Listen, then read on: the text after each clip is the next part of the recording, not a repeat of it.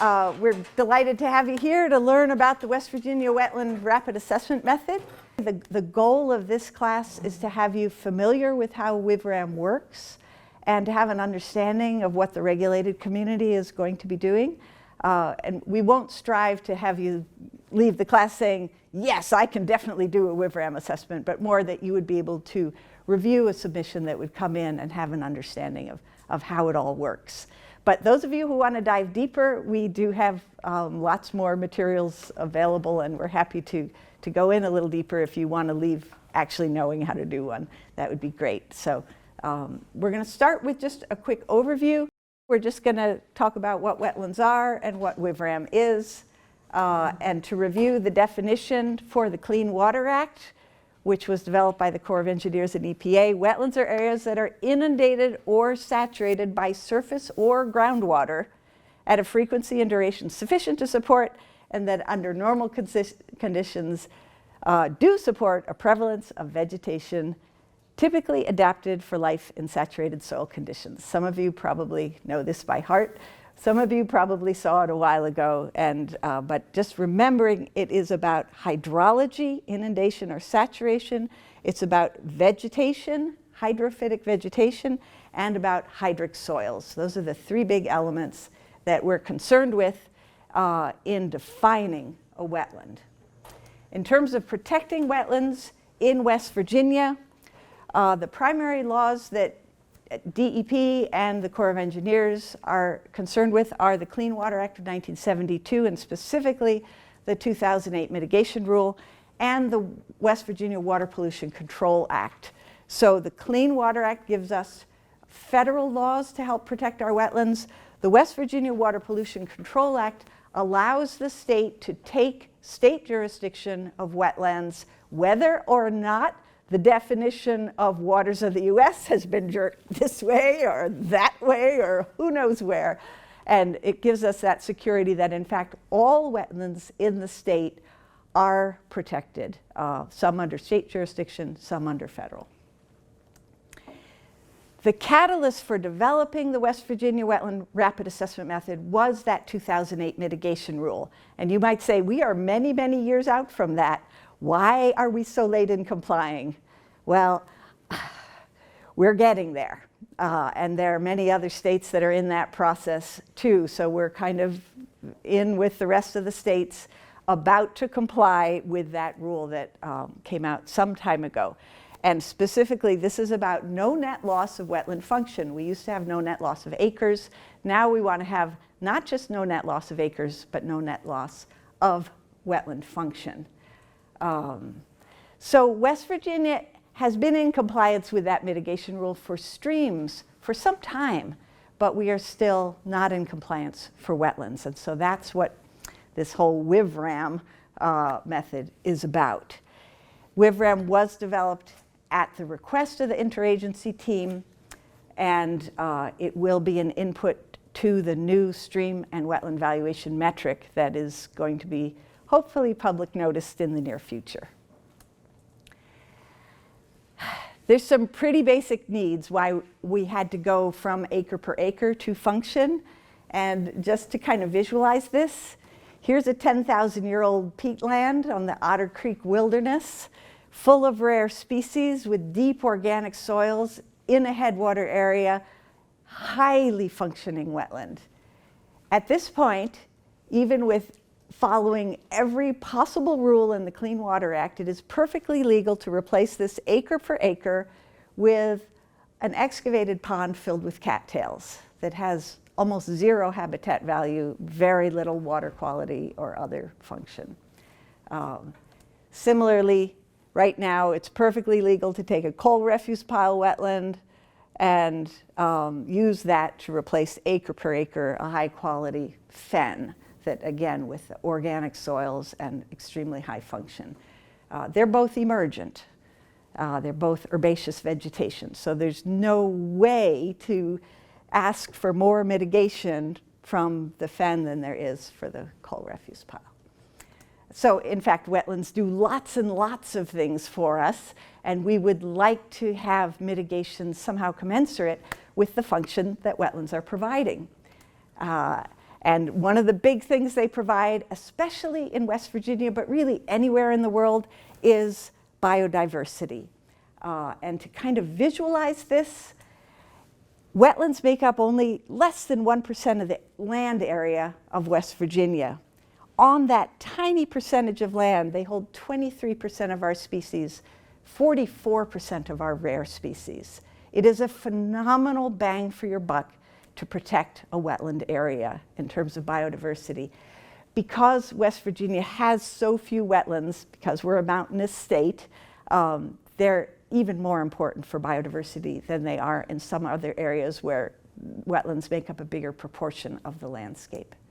They're also the kidneys of the landscape, purifying the water that comes through, capturing nutrients, capturing sediment, processing nutrients, converting nitrates to harmless nitrogen gas. And they stabilize our water supply. They protect us from floods, they provide base flow to streams, and generally give us stability and protection from drought, which gets increasingly important with the extreme events we're seeing. And then also they protect our riverbanks and lake shores from erosion and scour. So again, keeping the sediment out of the streams, keeping the banks intact.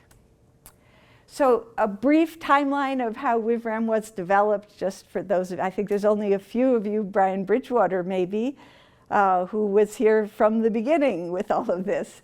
But it started in 2014. It was initiated with support from the IRT and funding from EPA. 2015 and 16, we developed the GIS tool and the field methods. And then we knew we were a small program, a small state.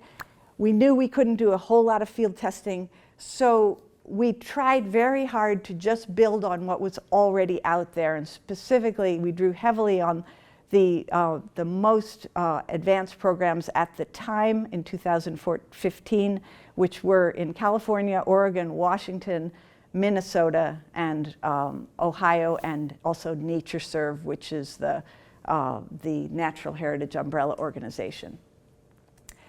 We only looked at metrics that had already been tested and validated and had been through sensitivity analysis and repeatability analysis. The repeatability ends up being very, very important in wetland assessment, and we'll come back to that in a little bit, how that influences the method.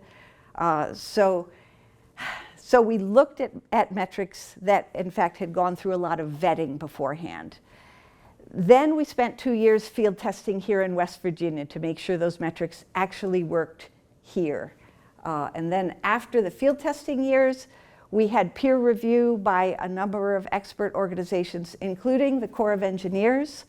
And so I don't know if any of you know Bruce Pruitt at the Corps of Engineers, but his conclusion was we found WVRAM to be an excellent methodology, which was well founded in the scientific literature, accurate and precise, relatively easy to use once training is provided.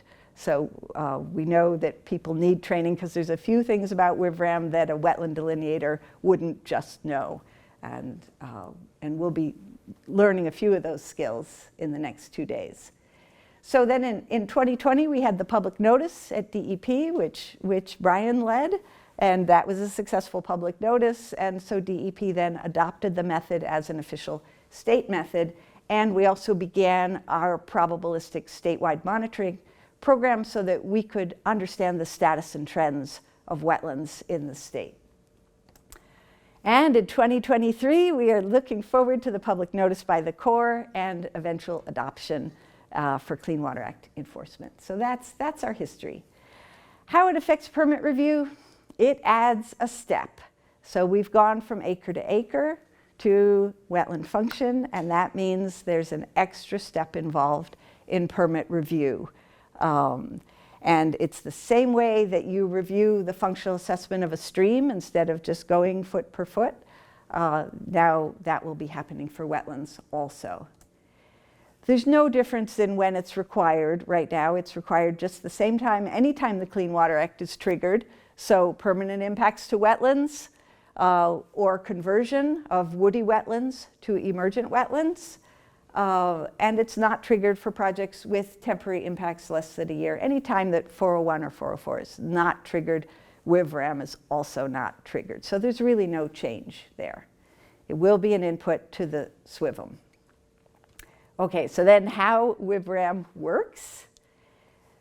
We looked at a lot of different functions in the early days and brainstormed it with our stakeholders. And we came up with 3 composite functions. Each one holds many metrics that we felt were particularly important in West Virginia. The most important one was ecological integrity and wildlife habitat. That gets half the weight of the score. Then a quarter of the weight is for water quality, sediment capture, nutrient processing, and pollutant capture. And then the third one is flood attenuation, base flow to streams, and buffering against drought.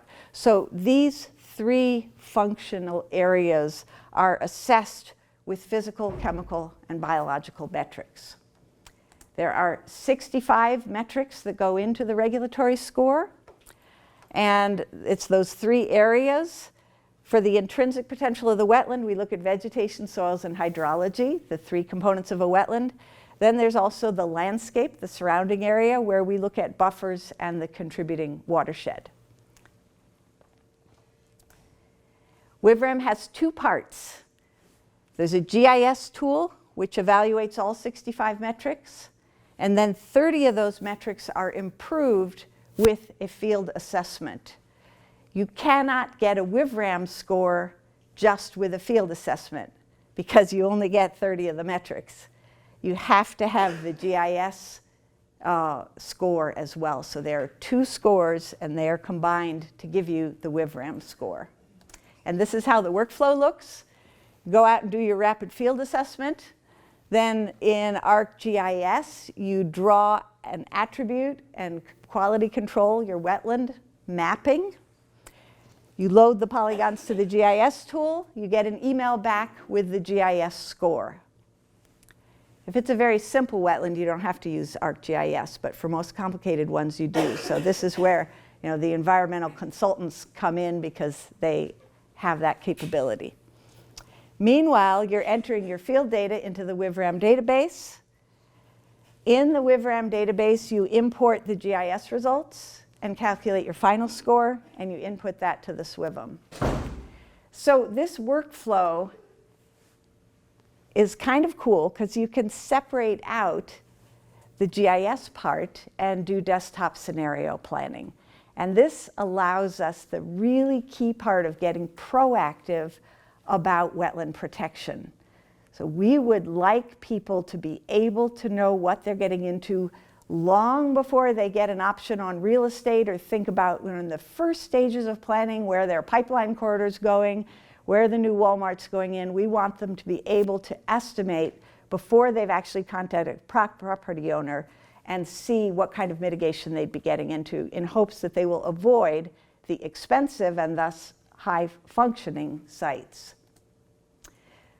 So the desktop scenario planning means you can predict mitigation costs of different sites or corridors. You can also compare potential mitigation credits at different sites before, if you're a mitigation bank, before you go out and acquire land. So this proactive piece is really important. The GIS tool uses 62 statewide GIS data sets that cover all these different categories of data. It has been fully automated using Python code. And so what you, as a user, see is you go to the website. This is what it looks like. And it asks you to put in your email, your project name, and input your wetland. If it's a very simple wetland, you can just draw it right in the tool here and send it off for a score. If it's a more complicated wetland with several wetland types, you submit a shapefile to it. But either way, this is the interface. This GIS tool sits on the WVU server. It does not sit on any state agency server. The files that are submitted are deleted as soon as the analysis is run. The files are automatically deleted. So there is no way that we as regulators can see what people are submitting to the tool. It happens in complete privacy. We felt this was important because it means people have the security to say, okay, I'm just going to have this wild idea. We set a mitigation bank over here, and nobody is going to know that they're doing that planning. So this all happens in privacy. The GIS results come back in spreadsheet form, and then they get put into the database. The fact that we have this GIS tool means that we can also run it ourselves, and we have run it on every mapped wetland. All 40,000 wetland complexes in the state have been already evaluated using the GIS tool, which gives you a ballpark figure. And these are on the DEP GIS viewer. So again, as a developer or planner or a regulator, you can go into the GIS viewer here and look at the neighborhood that your wetlands are in. Now, this is based on the National Wetlands Inventory, which, as most of you know, is far from perfect because it's based on air photo interpretation. And so it gets maybe 2/3 of the wetlands in the best case scenario. Right now, the maps are still 40 years old, so it's maybe half the wetlands, but they are being updated. We'll have new maps in 2024, and then it'll probably be 2/3. It doesn't show the smaller, the drier, or the forested wetlands very well. Still, it tells you here that you're in a very good neighborhood for wetlands. Most of these are high scoring. The second part of WVRAM is the rapid field assessment that we're going to go do very shortly here. And so our mandate when we were developing this was that it would take no more than half a day for 2 technicians with the skills of a wetland delineator. In fact, enough of the stuff has been automated that it typically takes much less than that. I would say most wetlands are going to take an hour and a half. A very small wetland with an experienced delineator might take 30 or 40 minutes. You're not ever going to get it less than 30 minutes. And it's not ever going to go over 4 hours either, even for a very large complex wetland. The field assessment consists of vegetation, soils, hydrology, no surprise, also buffer and stressors, and it improves 30 of those 65 GIS metrics. How does the GIS score compare to the final score, which has the field elements and are improved? This gives you an idea of the ballpark. The R-square is 0.70, is a very high R-square. Typically, the final score is within about 25% of the GIS score. Definitely gets you in the ballpark. As you can see, there are also outliers. So obviously, you still need to do a field assessment. There are things that the GIS obviously can't see. This is what the distribution of scores look like for 10,000 of our vegetated wetlands. This is the preliminary GIS score. You can see it's not a normal distribution. It has a long tail, kind of like you would expect with ecological data, which tends to not be normally distributed. The median score is 0.56.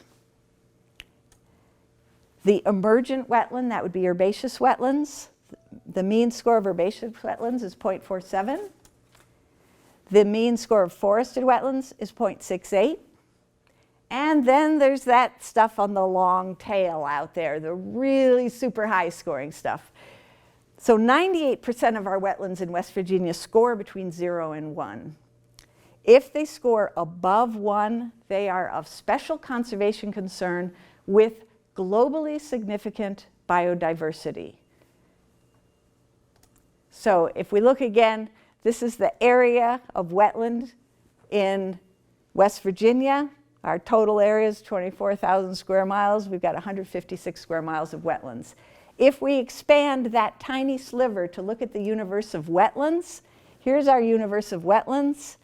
And then there are these B ranks, B1 to B6. So B6 is local biodiversity significance, B4 and 5 are state biodiversity significance, B1, 2, and 3 are global biodiversity significance. And that means if we destroy the species or habitats in that wetland, it's not like Pennsylvania can save us.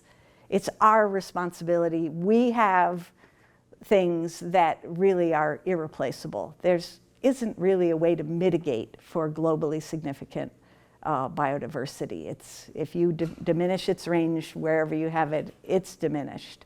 And so these get special protection and they score over 1.0 on the WVRAM. Where do those occur? We call them exemplary, the B1 to B3 wetlands. This is a map of where they are, and 84% of them are on public land. So just to give you that. So WVRAM is very much like most other wetland assessment methods. How many of you have dealt with wetland assessment methods from another state? Okay, just a few of you. I'm sure yeah. Our Ohio EPA person is deeply steeped in it. So things that, for those of you that have dealt with other states, these are things that may look a little different.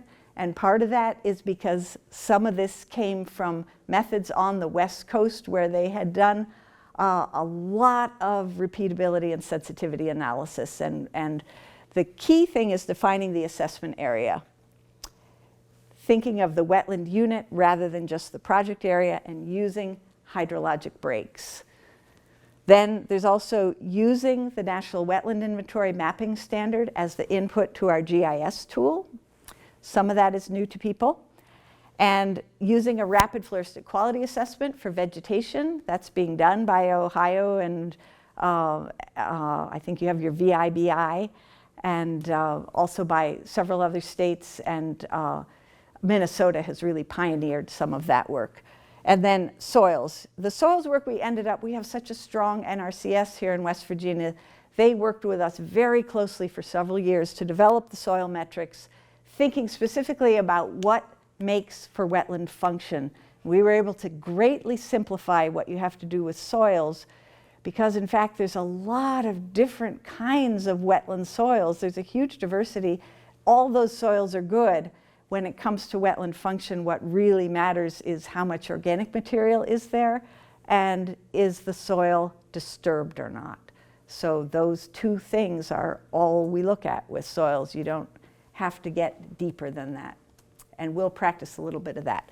But starting with the assessment area, this is very important and hard for people to get their brains around. A wetland unit is a hydrologically connected wetland area. You could have a marsh right next to a swamp, and they'd all be connected with just a moisture gradient between them, with the swamp being a little drier. Hydrologic breaks separate wetland units. That can be upland habitat.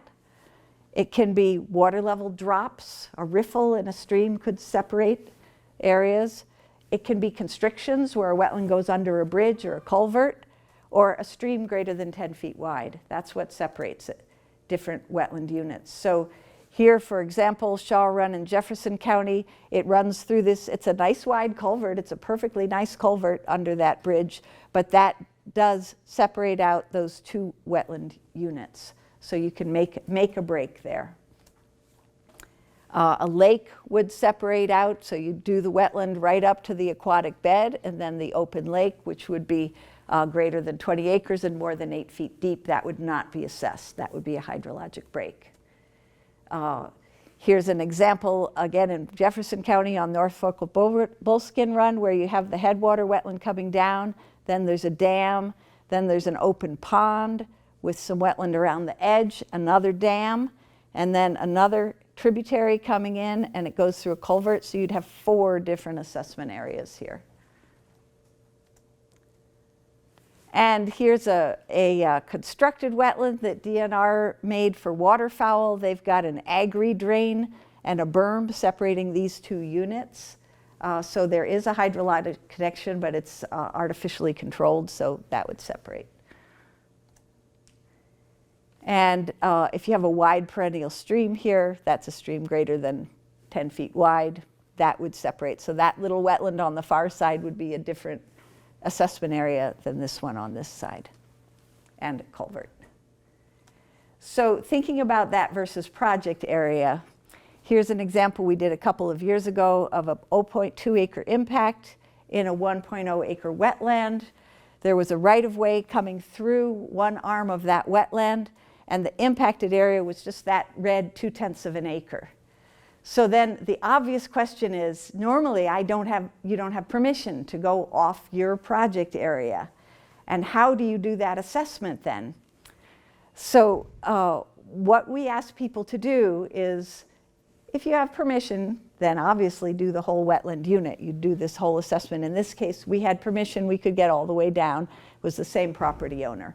If you don't have permission, you do your field work in the project area, and you do the rest of the assessment using air photos or looking over the fence. Normally you can see the connected part, or at least part of it. And so we do ask people to look over the fence and then use air photos. The air photos are in the public domain. There's no issue of trespass, and complete the assessment to the best of your ability using air photos. The reason we insist on this is for repeatability.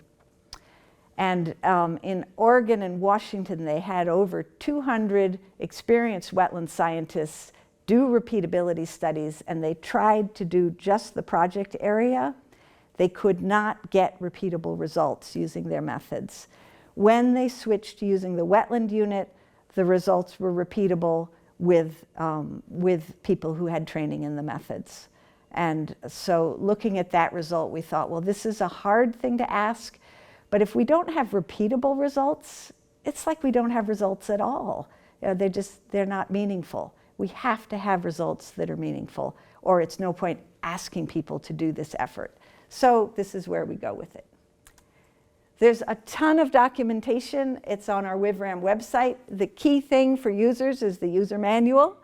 There's also a reference manual for people who want to get to know exactly every equation and formula that's used. It's all transparent. It's all written out. The exact code, the Python code, the GIS techniques, the equations and formulas.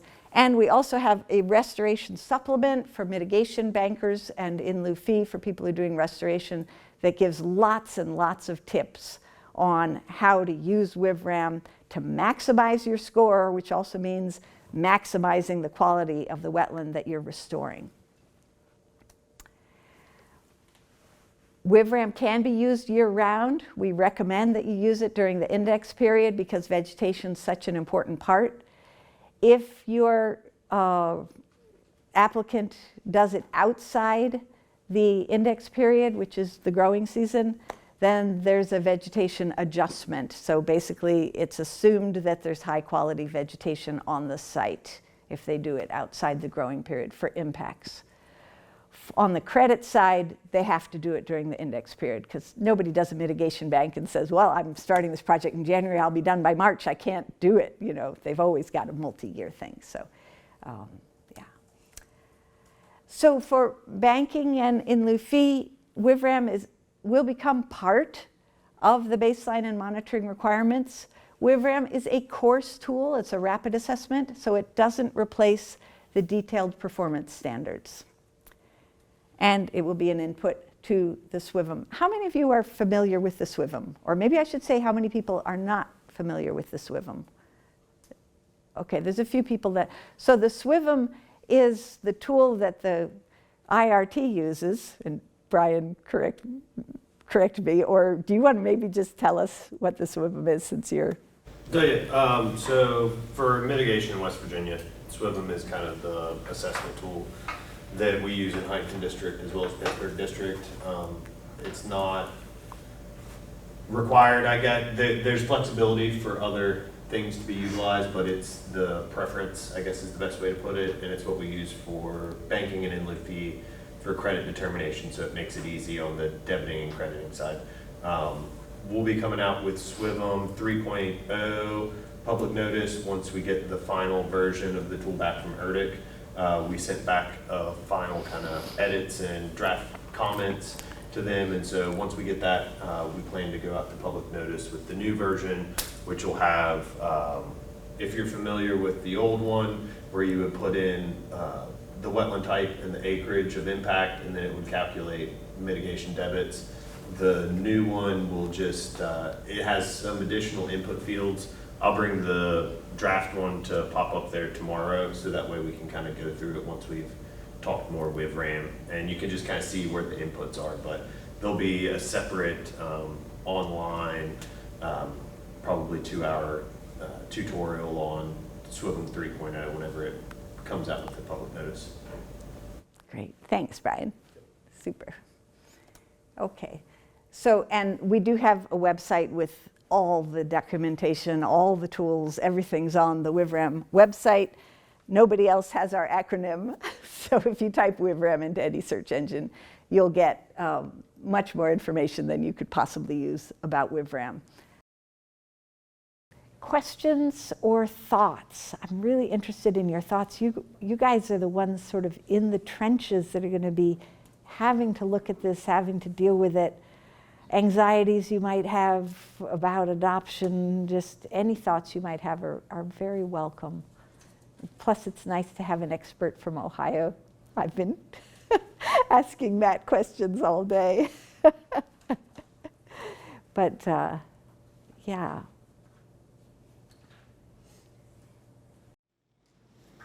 I'm just curious from a regulatory standpoint, when we authorize projects, when we're looking at this and how we relate that to getting, like with SWVM, it spits out like those credit debit type scores, like how this is going to translate into us being able to look at information and say that yes, this is functionally equal, or Right. from that perspective. Right. So there is the credit tab on the SWVM, as well as the impact tab. And the way it stands now, those two have to be equal. Is that right? I'm thinking I should defer this question to Brian, maybe. Yeah, so same as for streams, like you have your index score that's generated from the SCI score, the HGM, and the RVP all rolled up into one. So that gives you that like 0.6 index score, 0.8 index score at the bottom, that then gets multiplied by your linear fee to impact. And a lot of times they'll put like, here's the debits we have for particular reaches. That would be, my vision would be they would do the same thing for wetlands. So instead of just telling us, hey, we're gonna have 0.2 of an acre impact to an emergent, and they put like the ratio required by state code for like 2-to-1 replacement on that, and we're gonna have 1/10 of an acre impact to a forested, and we have the 3-to-1 replacement. Here's what our debit is theoretically that way. They'll just run it through there, and it'll look more so like what we see on the stream side. So the tables will be a little bit more, not complicated, but there'll be more data included in the tables. So how does that work with streams that run through wetlands? Do you assess the streams like separately and then the wetlands separately, and then you look at them together, I guess, to get the more accurate picture if it's, say that stream is assessed outside of the wetland area? I guess, you know, looking at the whole picture, how will we do that with those scores? So if you had a single wetland unit with a stream running through it, like a small stream that's only a foot wide or something, you would assess the whole wetland unit, including that stream, as a wetland. But then when you're delineating it, you're going to cut that little stream out, that little bit of area, and that WVRAM score is going to apply to the two sides, if that makes sense. I might have a picture of this somewhere. So they'd be subtracting out, like, so That's with what I their was acreage wondering. calculation, or like their area of impact, of like, do you fall under an RGP, or do you have to get kicked into IP? Like, it would be, you'd be subtracting that out when you look at the wetland impact and then look at the stream separate. So the stream isn't, it wouldn't be intentional, but isn't accidentally counted twice into No. Right. Okay. The acreage is all going to be separate, yeah. That's a whole Yeah. other story. Even though nature doesn't want to separate out streams and wetlands, we're going to. Yeah. Yeah, this is another example on the SWVM. I don't know if this is helpful. It shows a whole bunch of different wetlands here, including an exemplary wetland. If you hit an exemplary wetland, hopefully the SWVM will turn yellow like that and highlight it, like just don't go there, don't impact this one. And so those all add up, and then the next tab would be a credit tab where you're going to have all your credits add up to enough to offset those, and then the final tab here would, on this case, it was 8 point, let's see, adjusted final.